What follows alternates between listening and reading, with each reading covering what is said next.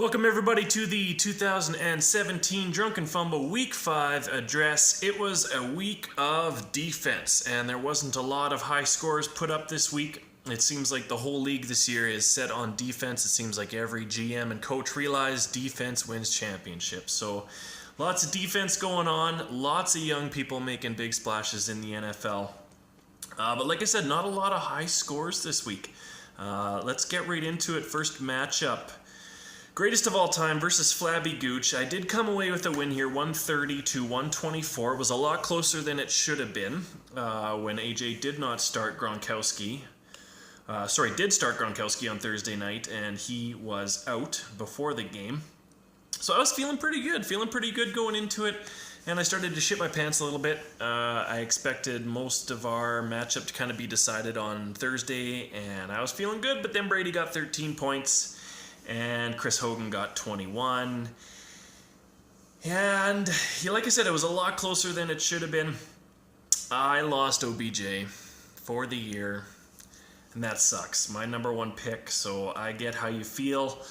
Broken Johnson's, except I guess I got a couple good weeks out of him. He was injured for the first couple anyway, but he did break his ankle, and he was crying like a little bitch, so he is done. Aaron Jones did come through for me, and I actually traded him away along with Ty Montgomery. It was good to see some trades going on here. The waiver is thin, and we are getting into bye weeks, and it's getting... I just want to see who's going to start Bortles first. That's kind of my big thing. I dropped him, and I'm hoping somebody gets to start him. I did pick up McCown there in New York Jets. I think he's a better start than Bortles, but we'll see.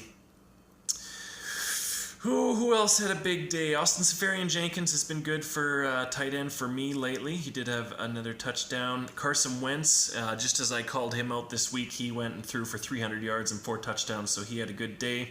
DeAndre Hopkins is now the league leader in fantasy points. At least in wide receiver. I don't know about quarterback, but he had 3 touchdowns on 4 catches, so he had a pretty good day. He did have 10 plus targets, I believe, so he didn't catch a lot of balls that were thrown at him, but he got to the end zone. That's all that matters. Devontae Adams sitting on the bench for AJ did have 25 points, and Jerick McKinnon sitting on my bench with 26, but before last week you couldn't really start him, but he will be starting for me this week. Greatest of all time moving into the 8th spot, and Flabby Gooch falling into 9th. Next matchup, 4th and Lynch is taking on the Fear Boners. The Fear Boners putting up the only respectable score of the week. Really, he was the only scorer higher than 140. He ended up with 174 points, and it moves him into first place. I think last year he must have been playing us, because I'm pretty sure he got last place last year, and he is dominating this year. He's been solid, he's been consistent, he's got lots of points, and he moves into first. Cam Newton showed up, 26 points. That's his second big week in a row. AJ Green, 189 yards and a touchdown. Not a bad day. Leonard Fournette. I don't know what's going on in Jacksonville, but this is not a Jacksonville team I've ever seen before. They had 5 interceptions against Pittsburgh, and then Fournette had 181 rushing yards and a catch and a couple of touchdowns, and he had a good day. Aaron Rodgers did have a decent day, but Jordy Nelson was relatively quiet. He just had 2 catches for a touchdown. 10 points for Jordy is just not going to cut it. You need some more points than that. It's nice to see a touchdown, but 2 catches isn't enough. Sitting on the bench here, not a whole bunch going on. LA defense against Seattle had a decent game with 17 points, but it wouldn't have changed the outcome of this match. Fear Boners taking the win, 174 to 113, which has to be the blowout of the week. I haven't looked that closely, but that's a high score, and 113 is not. So like I said, Shane moving into first at 3-2, and Casey in 4th and at 3-2. So that shows you how tight our league is this year. It's good to see. It's been a good year so far. Next matchup, Capper Goats beating Bassett Sprawlers 125 to 106. Capper Goats moves into 11th spot. I believe that's a fall for them, or they might have stayed the same. Bassett Sprawlers falling to 2-3, back down to 10th spot. I shouldn't say back. I don't know if he's been that low before, so that's kind of a new area for Spencer. That's good to see. Michael Crabtree had a good day. He had 6 catches and a touchdown for 20 points. Travis Kelce's been coming around. He's probably the most important person in that offense in this game, at least for people who didn't get a touchdown. He did have 8 catches for 98 yards. He was moving the sticks. And that was a pretty close game between Kansas City and Houston. 42-34, Deshaun Watson was lighting it up again.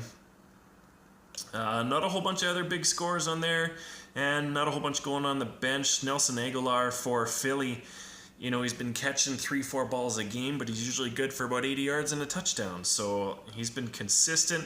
I would like to see him with more targets because I think he could be a fantasy stud if he was being targeted 7 to 10 times a game. But he is a bit of a Deshaun Jackson. He kind of stretches the field there. So next matchup, Jack and Goff taking on Rusty Pohl. Jack and Goff losing for the second week in a row, and he plays me this coming week, and so it's probably going to be no, he'll probably beat me. I don't know. It sucks to lose OBJ. Rob and I put an extra $20 on week 6 playing against each other, and then a couple hours later I lost OBJ, so that was super duper. Okay, it was a couple days after, but anyway, Rusty Pohl with the win, moving into 7th with 140 points this week, and Jack and Goff will fall into 2nd spot, giving up the first place position to Fear Boners.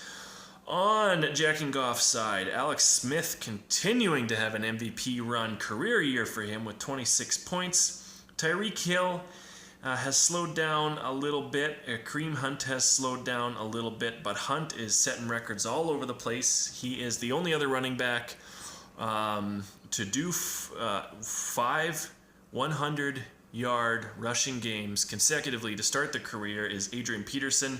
Kareem Hunt has done it, and he will look to, I believe, break the record here in week 6 because I don't think AP did it for 6 weeks. So that's huge.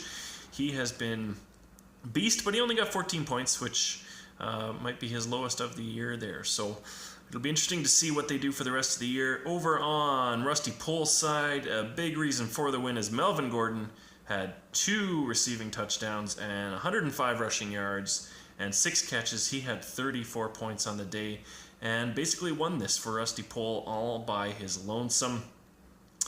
Not too much going on the bench. Rob started Philadelphia defense, who had 17 points over Seattle, who was on his bench with 23, but not a huge difference there. Next matchup, waiver wire, losing to Average JoJo's, who has been on the rise.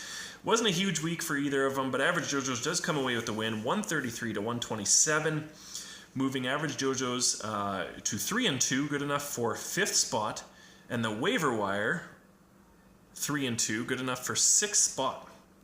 So I'm excited to see the recap of the standings here because I haven't actually looked at it, but there's a lot of people at 3-2. Looking at waiver wire's team, T.Y. Hilton, 177 yards on 7 catches, did not find the end zone. That said, he's catching balls from Jacoby Brissett. So when Andrew Luck comes back, if Andrew Luck comes back, he could be huge, catching balls from Andrew Luck, and I know Nick is hoping for Luck to come back because he's been sitting on his bench the whole year so far. So on the other side here on Average JoJo's, like I said, Deshaun Watson lighting it up, 5 passing touchdown, which I think, let me double check here, that is his second 5 touchdown performance. No, sorry, well he had 4 last week, but he might have ran one in. So he had 34 points last week and 35 this week. He has been on fire.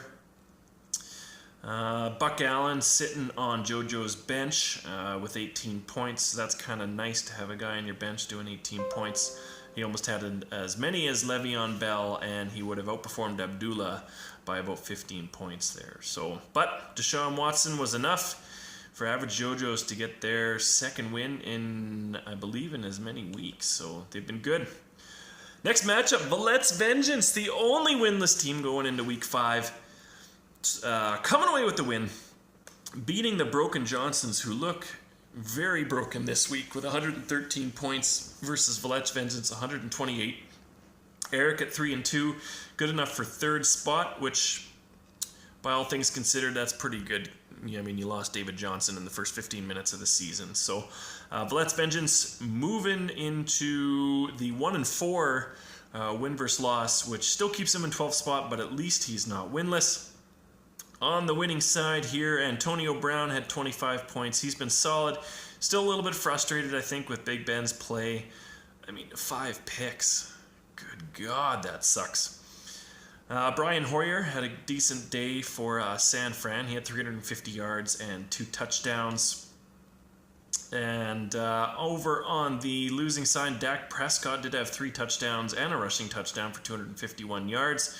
Good enough for 30 points. But it wasn't quite enough. He gave up the win to Villette's Vengeance.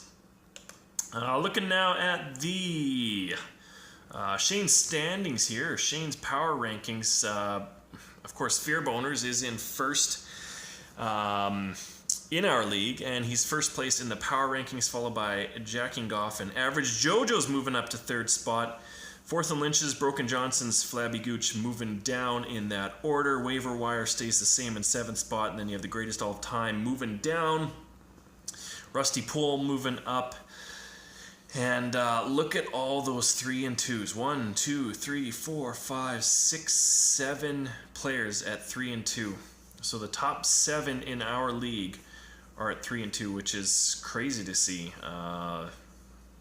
Crazy to see. It's a tight league this year, and you might be able to get into the playoffs with a 6 and 7 record at this pace. So that's crazy. Like I said, not a whole bunch of high scores going on this week, but there was one high score, and it vaulted him into first place. I've mentioned it a couple times here. Fear Boners getting the Superman of the week. Not only did they have the highest score by about 30 plus points of the week, it also moved them into first spot. So congrats, Shane, on that. First place, taking it away for the first time this year from Jacking Goff, which I'm assuming is frustrating, especially when you might lose to me in week 6 here, Rob. We'll see how that goes. That brings me into our next piece. You're a bitch. The bitch of the week is, as soon as I can find it here, Broken Johnson's. You didn't have a terrible week. I mean, 113 points, but with the points the rest of us put up for the week, it wasn't terrible. But you did lose to a team that didn't have any wins, and he had like 15 players on bye this week. And he started Case Keenum, despite Case Keenum not even starting the game, even though he ended up with 11 points, which is pretty good. But you did lose to Villette's Vengeance. So, Eric, you are the bitch of the week. That'll wrap it up. That is the commissioner address for this week. Have a good week, everybody. Fuck you, Rob. I'm hoping there's a little more touchdowns in football this weekend. And I think I'm on home on Sunday, so if anybody wants to come watch some ball, Raid Zone will be on all day. Commish out.